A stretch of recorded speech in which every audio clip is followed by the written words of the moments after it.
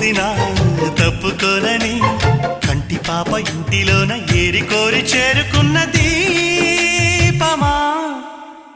అల్లం నేరేడు కళ్ళతానా ప్రేమ వల్ల